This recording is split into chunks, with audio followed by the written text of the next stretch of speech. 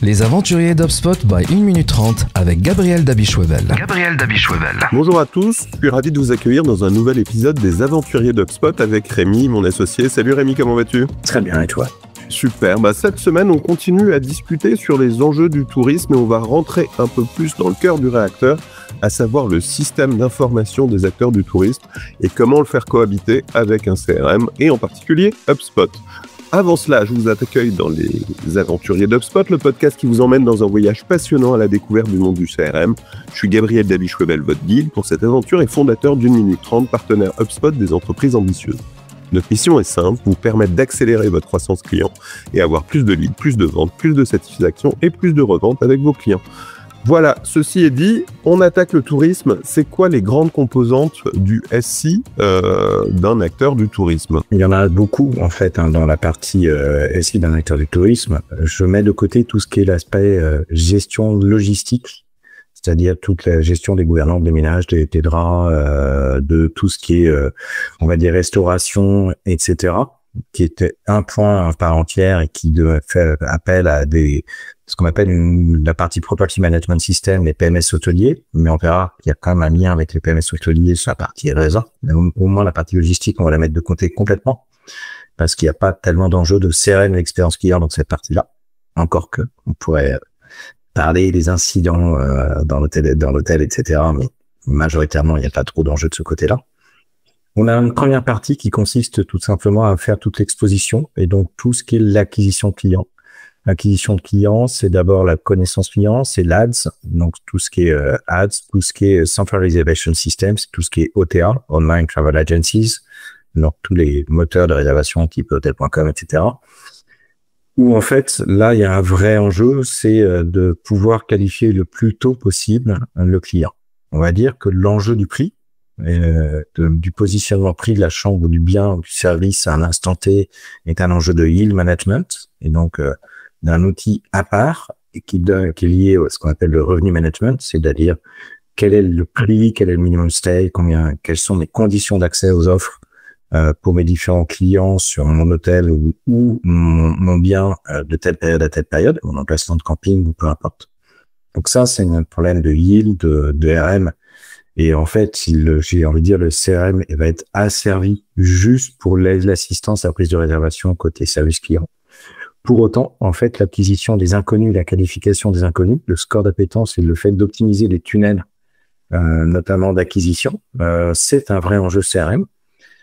Ça fait partie de la partie un peu CDP, Customer Data Platform HubSpot, dans laquelle on est capable de pouvoir qualifier très rapidement des personas, pouvoir identifier un certain nombre de comportements et surtout, en fait, être capable aussi de se connecter aux réseaux sociaux, à tout ce qui est ads, donc tout ce qui est génération de pub et gestion de pub sur les différents réseaux, avec des lookalikes, avec du ciblage publicitaire, etc., du retargeting et du follow qui, en fait, va améliorer la phase d'acquisition. Deux composantes du SI, même trois depuis le début de la conversation rapidement. Tu as parlé du CRS, du Central Reservation System, de l'OTC, j'ai pas très bien retenu. OTA. Online Travel Agencies. Et de PMS. Tu peux expliquer un peu plus en détail ces trois composantes ? Ouais. Et comment, de fait, le CRM intervient et échange avec ces trois composantes ? En fait, le PMS, Property Management System, il gère la vie de l'hôtel.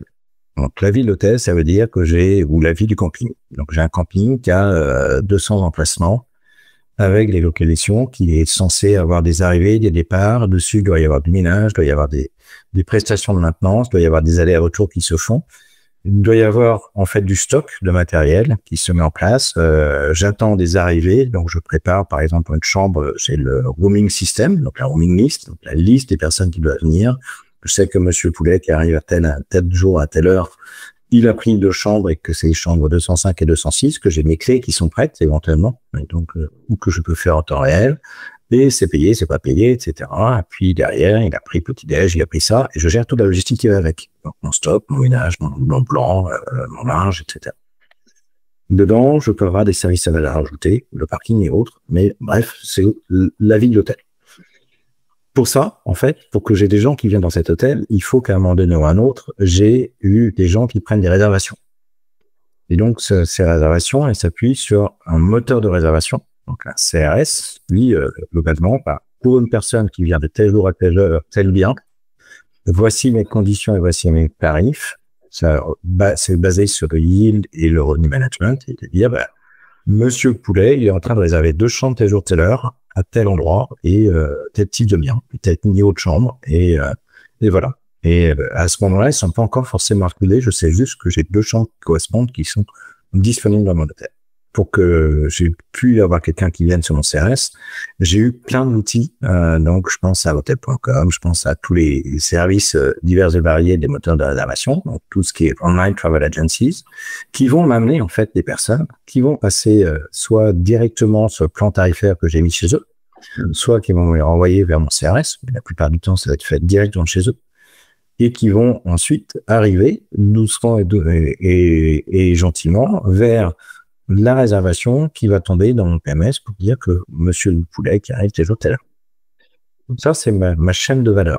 Cette chaîne de valeur, en fait, quand on est un CRM, on gère l'expérience client. Donc, ce qui m'intéresse, c'est d'avoir un maximum de gens qui vont rentrer dans ce module-là, et donc j'allais chercher de la pub pour le faire. Et je vais essayer d'optimiser tout ce que je peux dans l'expérience client dans mon pré-booking, déjà. Donc, avant qu'il soit enregistré dans mon PMS.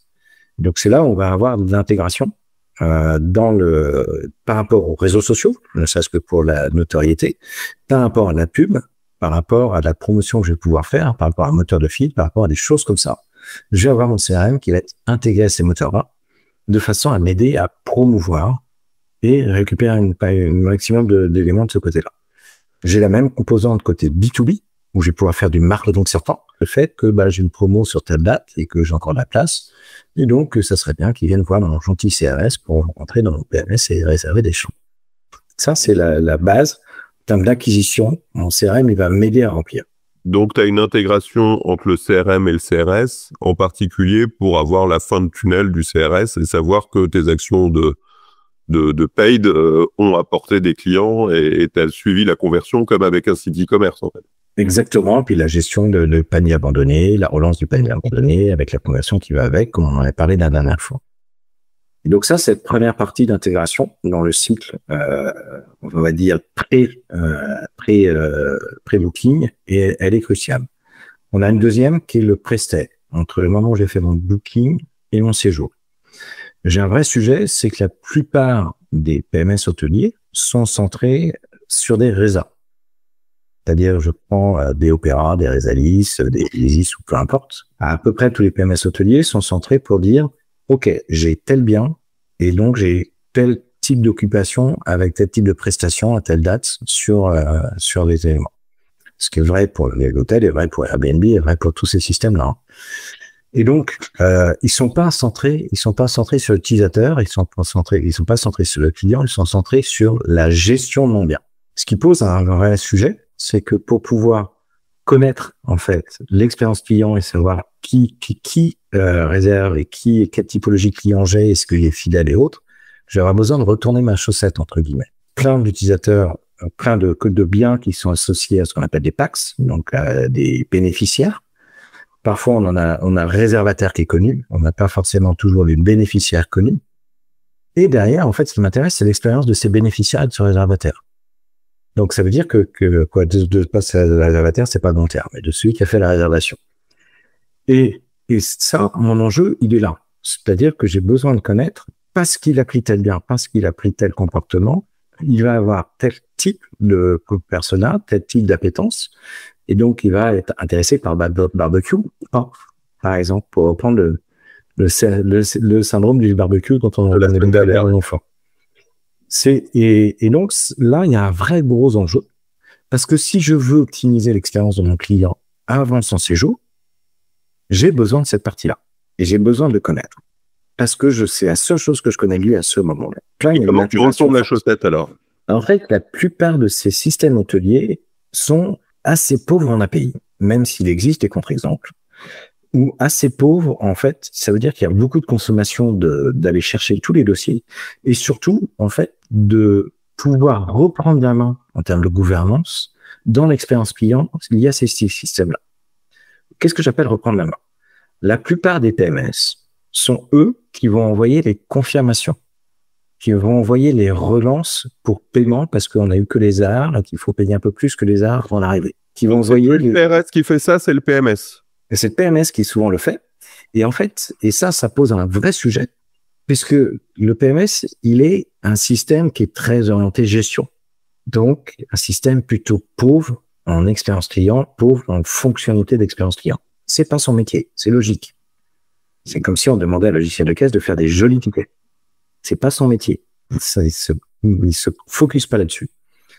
Eh bien, donc, ce qui veut dire qu'en termes d'expérience client, sur les emails de confirmation, sur la relance de paiement des AR, sur tout le cycle de vie logistique avant l'arrivée en séjour, en fait, elle est pilotée par un système qui est pas doué pour ça. Et donc, il faut le reprendre côté CRM. Et quand on dit retourner la chaussette, ça veut dire se donner les moyens par rapport au PMS, de reprendre la gouvernance pour pouvoir avoir quelque chose qui donne une vraie expérience client et qui va permettre de l'enrichir, qui va permettre de nous donner des opportunités d'upsell. Quand on fait une confirmation, il est normal qu'en fonction du ciblage, on puisse en plus essayer de pousser l'offre correspondante ou c'est le service à valeur ajoutée sur lequel le client est potentiellement le plus appétant. Donc, par exemple, pour la population cible, on évoquait le barbecue. Et en fait, cette histoire-là, le PMS, il n'a pas connaissance de ces scores d'appétence, il n'a pas cette granularité ou cette capacité de personnalisation de cet échange-là. Il est très orienté, j'ai besoin d'une confirmation et ou j'ai relance pour les arts. Et ça, cette phase de cycle de vie, il faut vraiment la récupérer côté CRM. Donc, tu vas chercher de façon granulaire et pas toujours facile dans l'intégration les données que tu peux sur des API pas très ouvertes, si j'ai bien compris. Mais il y en a même souvent pas facile, ouais. Et il y en a même certaines que tu n'as pas. Typiquement, tu disais qu'on connaît que le nom du réservataire, en tout cas de la personne qui a réservé dans le système. On ne sait pas s'il vient avec sa femme ou sa maîtresse, ses enfants ou un couple d'amis, etc. S'il y a 4 personnes, comment on va chercher ces informations en plus pour justement pouvoir apporter une meilleure expérience client, une meilleure relation client, etc. Et là, tu es dans les cas simples. Certains OTA ne te donneront pas le détail de la personne qui va venir tant qu'elle n'est pas arrivée. Et quand tu as des groupes, c'est encore pire. Quand tu as un groupe, tu as le nom globalement de la personne qui va réserver le groupe. Ouais, tu as le nom du CE2. Et après, tu as 30 personnes et tu sais pas qui, et tu sais pas quel profil. Tu sais juste le nom de chambre, point final. Donc, en fait, le vrai sujet, c'est la connaissance client. Donc là, en fait, il y a plusieurs astuces qui peuvent te permettre d'améliorer les choses. Et améliorer le séjour. Maintenant, quand c'est des groupes, c'est beaucoup plus complexe parce que même les groupes n'ont pas forcément la mailing list longtemps à l'avance. On sait ce que c'est quand il y a un séminaire d'entreprise, ça peut être un peu last minute. Donc, c'est un vrai enjeu d'avoir une meilleure connaissance et juste connaître les noms et les prénoms ne suffit pas à faire du ciblage. Pour autant, en fait, on a quand même, quand on est sur on va dire sur une famille ou une réservation professionnelle avec un visiteur professionnel, c'est là où tous les loyalty programs, donc tous les moteurs de fidélité, tous les outils qui vont nous permettre, en fait, de proposer des services à valeur ajoutée, vont avoir un vrai enjeu. Et c'est assez amusant parce qu'on a vraiment 2 logiques dans les programmes de loyalties. Tu as ceux qui sont orientés sur le 10e séjour gratuit, ce qui veut dire que je n'ai aucune opportunité en pré-séjour de quelqu'un qui est réservé par un OTA de le convertir dans ma base propre. Et tu as ceux qui devront donner en fait un bénéfice, une générosité directement sur le séjour. Ce qui veut dire que j'ai toute opportunité pour quelqu'un qui est passé par un OTA de pouvoir le solliciter. À partir du moment où mon OTA me l'autorise, bien entendu, mais ça dépend des OTA, pour pouvoir le solliciter, pour pouvoir l'embaser et lui donner de la générosité pour avoir une meilleure qualification client. Parce que c'est toujours ça, en fait. Je travaille beaucoup mieux avec quelqu'un que je connais qu'avec quelqu'un que je ne connais pas. Et encore plus avec quelqu'un qui n'est jamais rentré en relation avec moi de manière directe ou indirecte, c'est-à-dire par exemple les PAX, mais les autres personnes associées à la réservation. La plupart du temps, j'ai eu aucun échange avec eux. Ils sont pas venus sur un site, peu ou prou. Ils n'ont pas de bénéfices, ils n'ont pas de loyalty programme, ou bien. Et donc, c'est vraiment cet enjeu-là en un an de séjour. Après, il y a un autre enjeu sur lequel on insiste, c'est que le PMS, et là on revient sur le PMS, il gère aussi les incidents. il peut gérer les incidents, il peut gérer ce qu'on appelle la déloge et la reloge, il peut gérer les problématiques d'incidents de parcours à un moment donné ou à un autre, il peut gérer en fait les biens, les services en plus additionnels achetés par le client. Je pense au petit-déj, mais ça peut être plein de choses. Ça peut être le vélo, ça peut être le spa, ça peut être tout ce qui peut être, ou le barbecue, le service à la valeur ajoutée sur place. Et donc là, il y a une intégration fine si on veut optimiser le séjour. Ça n'est valable que pour des séjours dans lesquels on a des services à valeur ajoutée.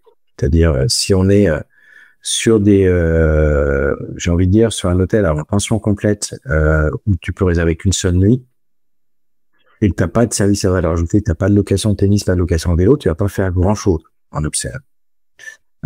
Tout est joué d'avance, on va dire. Pour autant, en fait, la plupart du temps, dans les hôtels, tu as des moyens de proposer en pré-séjour le pack d'arrivée dans la chambre. Pendant le séjour, le réserve au resto, le réserve plus, etc. Et donc là, tu as besoin, à ton niveau de temps PMS, de savoir ce que consomme ton client. Un maximum. Et la plupart du temps, en plus, tu as un vrai problème, c'est que ton moteur, ton PMS hôtelier, il n'est pas toujours lié à ton moteur de réserve sur la restauration ou à ton moteur de réserve sur le sport. Donc, tu as des choses qui sont disjointes, qui vivent leur vie chacun de leur côté. Ce qui fait que tu es un peu aveugle de combien tel client a tellement réellement dépensé sur la restauration ou est-ce qu'il a déjà réservé à la restauration. De plus en plus, tu vas avoir besoin d'informations parce que tu as besoin de servir ton client. Quand il arrive à l'accueil, tu dis « Ah, vous avez réservé à notre hôtel, à notre resto ce soir à 20h et vous avez réservé cette prestation dans notre spa à telle heure. » Ça, de plus en plus, tu commences à avoir l'intégration, mais tu as très peu de visibilité en fait sur la consolidation. Et ça, c'est un vrai gros enjeu, notamment sur les moteurs de fil pour que un des incentives du moteur de fil soit aussi des consommations de services à valeur ajoutée. Donc ça, tu as cette partie-là où tu vas t'intégrer pas forcément qu'à un système ou potentiellement à plusieurs systèmes. Et puis, tu as le dernier, last but not least, c'est que tu as vu toute cette expérience, tu as vu tous les côtés positifs de l'enchantement et le côté négatif du désenchantement parce qu'il y a une horloge.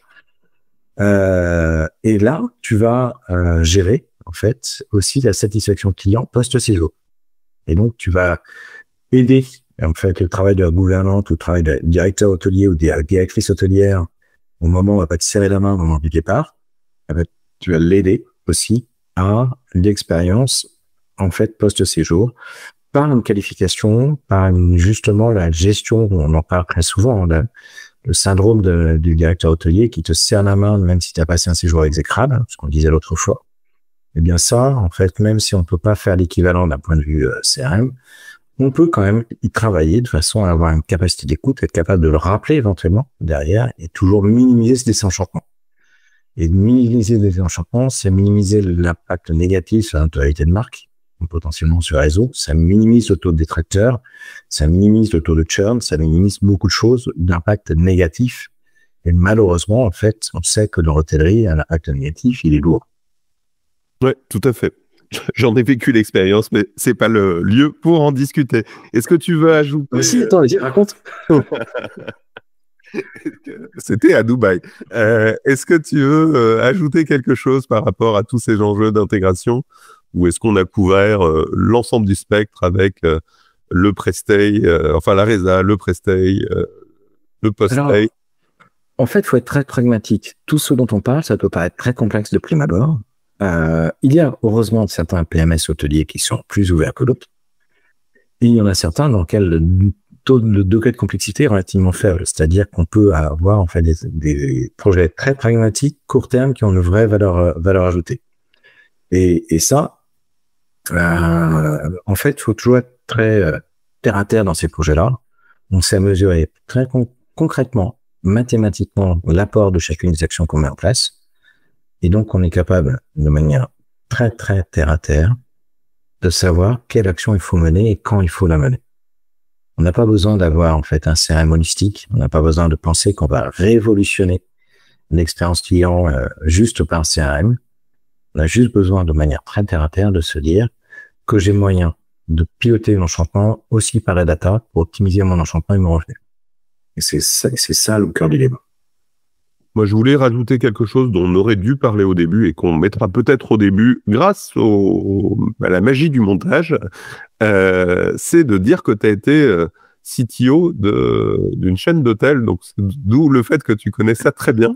Alors, pas CTO, j'avais participé à la conception d'une chaîne d'hôtels et on s'est participé réellement, effectivement, à la mise en production d'un PMS, d'un logiciel de caisse, etc. Donc, c'est quelque chose que tu connais vraiment bien et ça, on l'a vu dans l'engagement que tu as mis à nous partager cette expérience-là, engagement que tu as d'ailleurs sur tous les sujets. Et bordamment, du fait que tu as été à la conception d'une chaîne d'hôtels en particulier. Voilà, cet épisode des Aventuriers d'HubSpot est terminé. J'espère que vous avez beaucoup appris avec Rémi aujourd'hui. Si, comme nous, vous pensez que le CRM est une aventure et qu'il faut être bien accompagné, contactez-moi chez 1 minute 30. Mais avant de partir, n'oubliez pas que l'expérience est meilleure lorsqu'elle est partagée. Alors, après l'épisode, relayez vos découvertes avec d'autres aventuriers et n'hésitez pas à liker, à partager, à laisser un commentaire sur la plateforme où vous consultez ce podcast. Salut Rémi, merci beaucoup. Bonne journée. Vous pouvez réécouter tous les épisodes de notre podcast sur Spotify, YouTube et Deezer. Vous pouvez aussi visiter notre site web 1minute30.com.